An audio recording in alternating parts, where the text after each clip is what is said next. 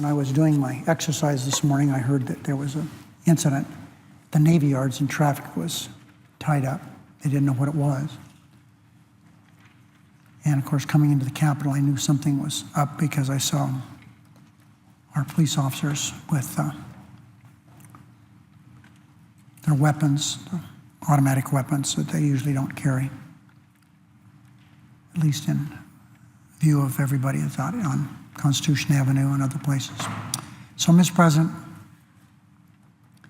I was saddened to hear about the events here in Washington. This was alluded to in the prayer by the chaplain at the Navy Yard this morning. There are a number of people who have been injured. I don't know all the details. We know at least there's one dead.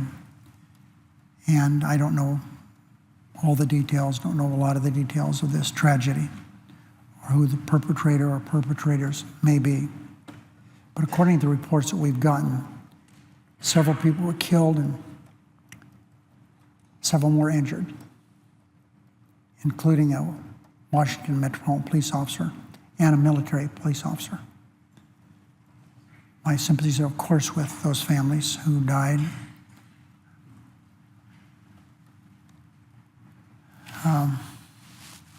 With those that have been injured.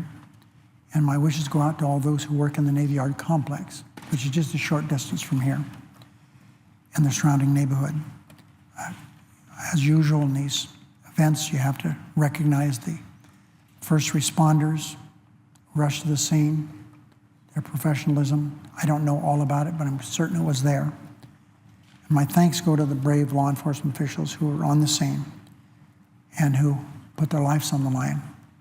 And today we realize that they really do put their lives on the line to keep this Capitol complex safe and the city safe. I urge everyone in the area to follow law enforcement direction for their own safety, whether that means sheltering in place or simply avoiding the Navy Yard area today. The shooters, to my knowledge, have not been apprehended. I've been told that they have their fixation on where one of them might be, but we'll all continue to follow the situation as it develops. So, Mr. President, based upon this, as I indicated, I've spoken with the Sergeant at Arms. The Republican leader has been advised of everything that I've said and going to suggest. But in light of the events at the Navy Yard, we've decided to recess the Senate until tomorrow morning.